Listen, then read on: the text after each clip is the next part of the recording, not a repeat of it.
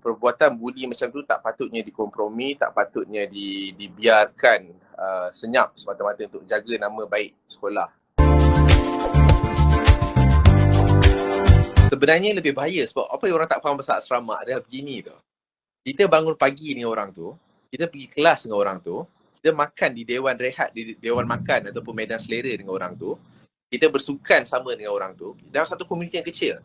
Jadi kebarangkalian untuk bertemu tu sangat tinggi dan sangat kerap.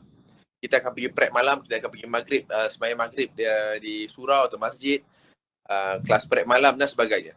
Keberangkalian tu sangat tinggi. Jadi mangsa akan sentiasa terdedah kepada pembuli ni di dalam kawasan asrama yang sama. Jadi mungkin cara yang terbaik adalah mengeluarkan sekejap anaknya ataupun mengambil cuti ataupun keluarkan teruslah daripada sekolah asrama tersebut. Sebab sekiranya sekolah asrama tersebut tak selamat, tak baik untuk pembesaran mental dan fizikal anak tersebut, jadi saya rasa mungkin tak wajar untuk kita biarkan anak itu berada di situ. Okey, cara yang biasa yang kita maklum adalah dengan memaklumkan pihak guru lah. Pihak guru akan panjangkan kepada pihak pengurusan, pentadbiran dan mereka akan buat tindakan dan sebagainya. Tapi dalam kes yang di MCKK ni yang saya difahamkan, pihak sekolah telah pun dimaklumkan tetapi hukuman tak memadai sebab mereka tak dibuang daripada sekolah. Seperti yang kita maklum, saya percaya Menteri Pendidikan ada sebut bahawa you touch, you go. Bahawa tindakan tegas akan diambil kepada pembuli-pembuli di sekolah, terutamanya di sekolah asrama, tetapi perkara tersebut tak berlaku. Jadi disebabkan itu saya faham kenapa ibu bapa dalam kes ini memviralkan atau menularkan di dalam media sosial. Sebab saya rasa mereka dah tak percaya lagi dengan pentadbiran sekolah yang tak mengambil berat tentang isu tersebut. Buat laporan polis. Kalau pihak sekolah tak buat laporan polis, pihak keluarga boleh buat laporan polis. Biasanya kita bila kita sampai ke balai, kita pergi berjumpa dengan polis di sana dan kita buatlah laporan bawah Seksyen 323 Kanun Persiasaan atau 322 sekiranya itu adalah kecederaan yang parah. Dalam kes ni saya difahamkan mungkin boleh tergolong di dalam Seksyen 322 sebab kecederaan yang dialami oleh mangsa di dalam kes ni sangat serius yang menyebabkan dia telah dihantar ke dalam ward. Okay. Saya pun sendiri berpengalaman, saya 5 tahun di sekolah asrama. Jadi saya tahu budaya buli sangat prevalent, sangat terkenal di sekolah asrama. Jadi saya percaya di dalam zaman sekarang ni mungkin kita dapat ambil tindakan lebih tegas terhadap budaya ni. Patutnya tidak, sebab di dalam Perlembagaan Persekutuan telah dinyatakan bahawa semua orang dipandang sama rata di hadapan undang-undang. Itu yang sepatutnya secara idealnya begitulah. Tetapi saya prakteknya mungkin di dalam lapangan mungkin walaupun undang-undang menyatakan bahawa semua orang setara, tetapi mungkin bagaimana kita menafsirkan atau kita mengaplikasikan, melaksanakan undang-undang tu mungkin berbeza-beza. Dalam kesnya ada ura-ura yang mengatakan bahawa pembuli-pembuli tersebut mungkin datang daripada keluarga VIP atau keluarga T20 jika kita masih ingin menggunakan istilah tersebut.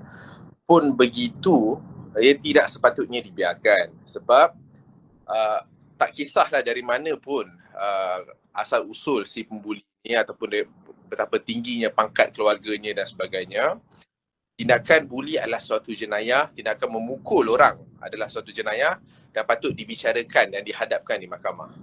Okey, biasanya dia akan dihadapkan di mahkamah kanak-kanak. Kanak-kanak memberikan beberapa pilihan kepada pesalah kanak-kanak yang telah disabitkan. Antaranya menghantar mereka ke sekolah yang begini ataupun dikenakan community service, khidmat masyarakat. Okey, macam kerja-kerja seperti membersihkan longkang, membersihkan surau atau rumah orang tua dan sebagainya. Ataupun diberi bon kelakuan baik. Bon kelakuan baik ni seperti yang kita maklum itulah mahkamah akan lepaskan kita dengan jaminan atau syarat bahawa kita harus berkelakuan baik di dalam suatu tempoh yang tertentu 2 hingga 3 tahun. Ada juga hukuman, sekiranya hukuman itu berat sikit mungkin mahkamah boleh menghantar ke penjara. Tapi mahkamah sentiasa akan cuba untuk mengelak menghantar anak-anak bawah umur ke dalam penjara disebabkan khawatir akan kesan buruk penjara tersebut kepada pembesaran kanak-kanak tu. Itu adalah contoh hukuman-hukuman yang tersedia di bawah Akta Kanak-kanak. Seperti yang kita maklum, MSKK ialah sekolah yang sangat lama, yang pernah prestige dahulu. Orang panggil dulu the Eden of the East. Kita ni sekolah asrama yang terkenal di UK. Jadi mereka mengatakan MCK adalah ibarat Eton di bahagian timur. Jadi tradisinya panjang, sejarahnya pun panjang. Alumni pun tidak kurang hebat. Ya. Kita Perdana Menteri kita pada hari ini pun seorang alumni daripada MCK. Beberapa orang di kabinet atau di parlimen pun daripada MCK. Beberapa pemimpin-pemimpin GLC pun daripada MCK.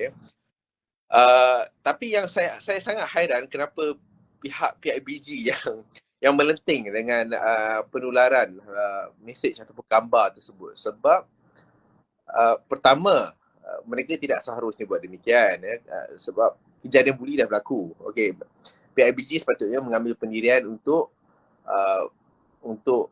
mengkritik aktiviti buli tersebut atau si pembuli itu, bukannya dengan cuba untuk menutupnya dengan alasan untuk menjaga nama baik sekolah. Saya rasa mungkin ini adalah beban sekolah-sekolah yang ada nama sebab mereka sentiasa merasa perlu untuk menjaga nama baik sekolah. Mereka sentiasa berasa perlu untuk menjaga nama baik sekolah. Walaupun kadang-kadang ada beberapa kejadian ataupun kegiatan yang tak diingini berlaku di dalam kawasan perkarangan sekolah tersebut.